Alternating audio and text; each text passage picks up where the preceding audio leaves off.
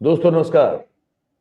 आप सभी के इस मंच पर जिसका नाम मयूर जानी ऑफिशियल है और वो जो एक नया मंच हमने शुरू किया है जो कि गुजराती में है जिसका नाम द गुजरात रिपोर्ट है, दोनों पर आप सबका बहुत-बहुत स्वागत है। ये जो हिंदी में हम आपसे बात करते हैं विशेष रूप से जो ऐसे कुछ साक्षात्कार जो गुजराती हमारे जो भाई-बहन हैं, जो भाषा बोलते हैं या सुनते हैं या लिखते हैं, उनके लिए हिंदी कोई अजनबी भाषा है नहीं, तो वो ये कार्यक्रम को गुजरात वाले हमारा प्लेटफ़ॉर्म जो है, उस पे भी देख सकते हैं।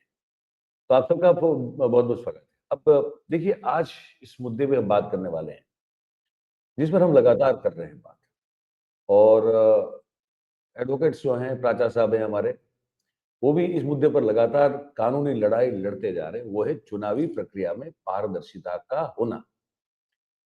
ये जो सरकार बैठी है हमारे सर पे, इसको किसी भी सूरत में वो जो तोता पाला हुआ है चुनाव आयोग के नाम पे, उसको आज़ाद करना नहीं है, है ना? उसको पिंजरे में बंद करके रखना है और इसलिए जब-जब कानूनी तौर पर जुडिशरी से भी जब जो है कुछ ऐसे आदेश या तो ऐसे कुछ निर्णय लिए जाते हैं, जिसमें ये तोते को शायद पिंजरे से बाहर निकालने की नौबत आन पड़े सरकार को, तो सरकार तुरंत जो है एक और ताला लगा देती है उस पिंजरे के आगे, उस दरवाजे पे, है ना? ताकि ईसीआई जो है वो कहीं बाहर निकल ना सके। अगर निकल गया तोता तो बहुत चीज़ें जो हैं वो खुली हो जाएगी, बहुत सारा भांडा फूटेगा। वैसे लोग जान ही रहे हैं लेकिन वो फिर पब्लिक में ओपनली आ जाएगा कि क्या-क्या खेल हुए हैं। फॉर एग्ज़ाम्पल महमूद प्राचा साहब ने हरियाणा पंजाब मतलब ये जो इनके हाई कोर्ट है, तो हरियाणा में जो चुनाव हुए, उसको लेकर कुछ एक पिटीशन की। उन्होंने कहा कि भई हमको इतना-इतना डाउट है इसमें। आप ये सारी चीज़ें जो हैं सीसीटीवी फुटेज हैं, वीडियोग्राफी है, फॉर्म 17 सी से लेके कुछ एक फ़हरिस्त थी चुनावी प्रक्रिया में शामिल होने वाली हर उन चीज़ों की, जो जनता को, पब्लिक को, नागरिक को जानने का, समझने का, देखने का, इंस्पेक्ट करने का अधिकार है क्योंकि मेन स्टेक होल्डर तो हम ही तो हैं भाई, और कौन है?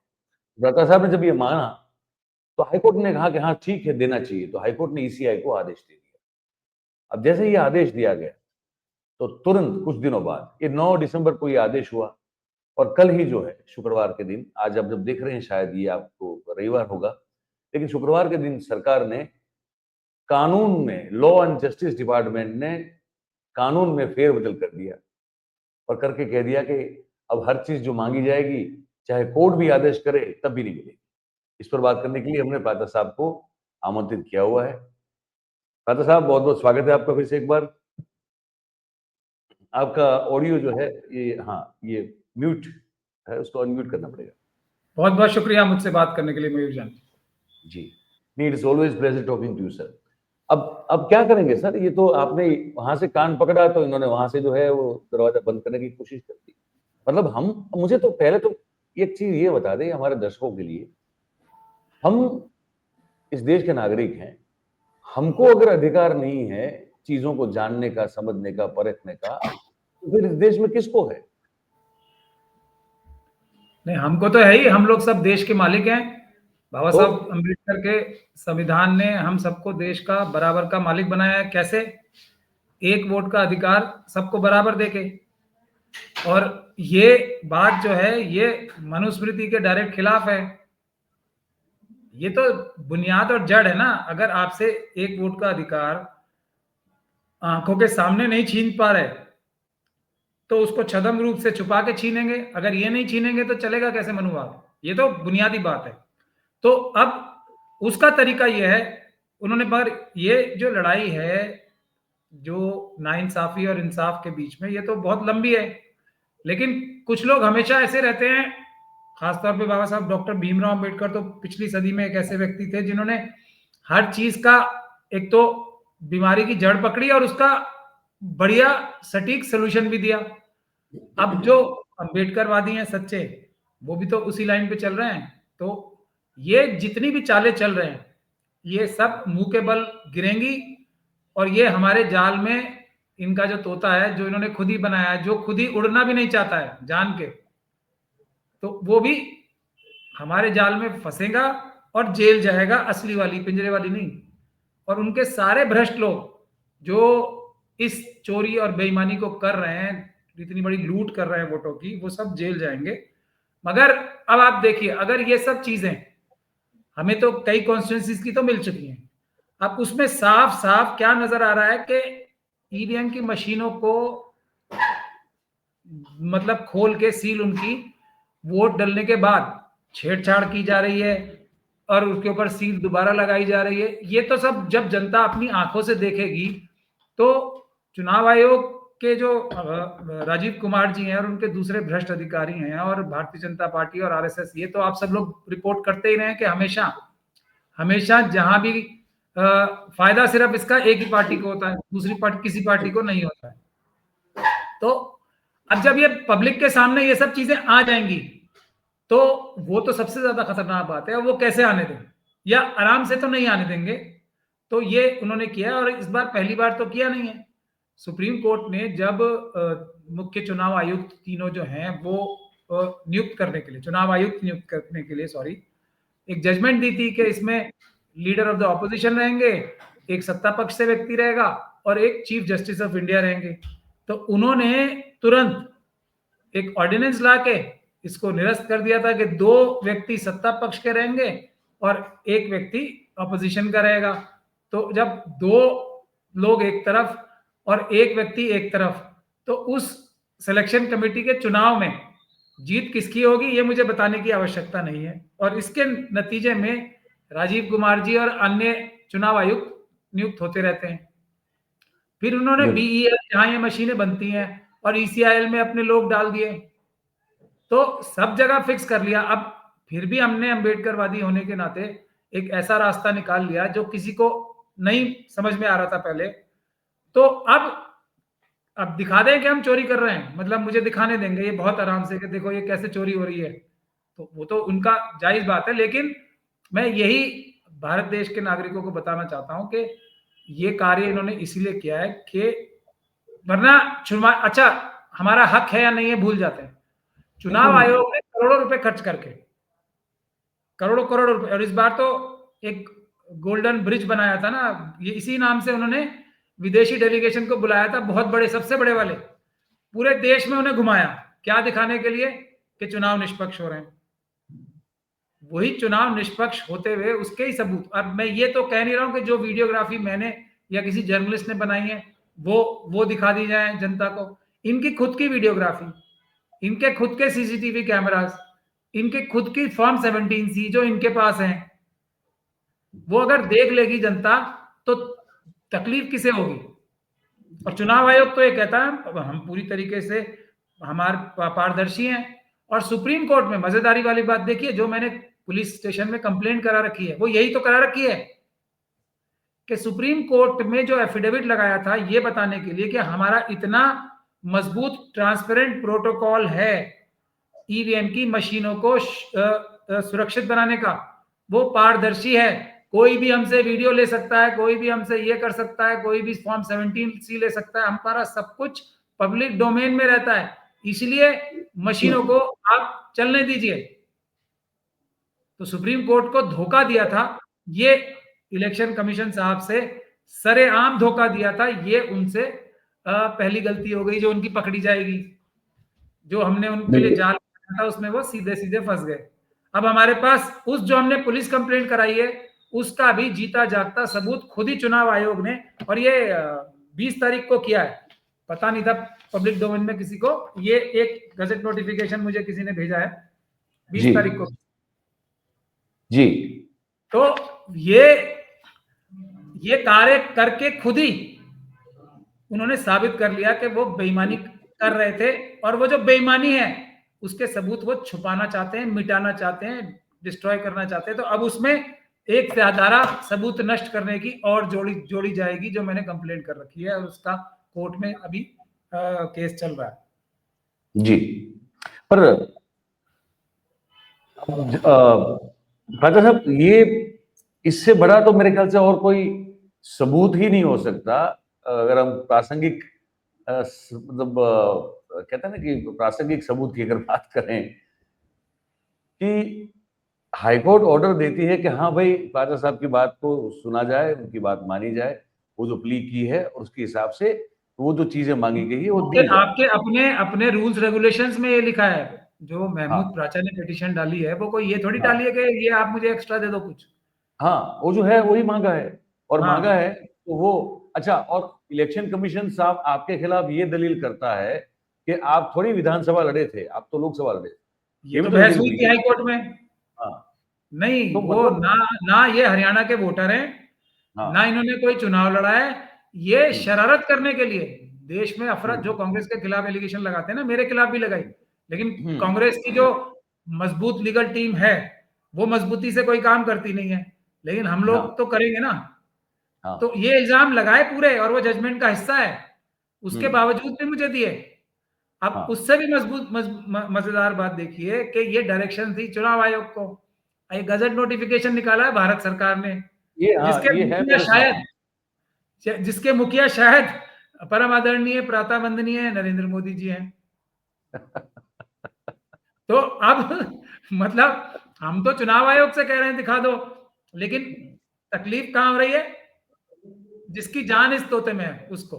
जिसकी जान इस तोते में है, और तोता ये पिंजरे से बाहर निकलना नहीं चाहिए, वरना फिर बहुत प्रॉब्लम वरना हो है। सकता है किसी सच्चे आदमी के हाथ लग जाए वो तोता।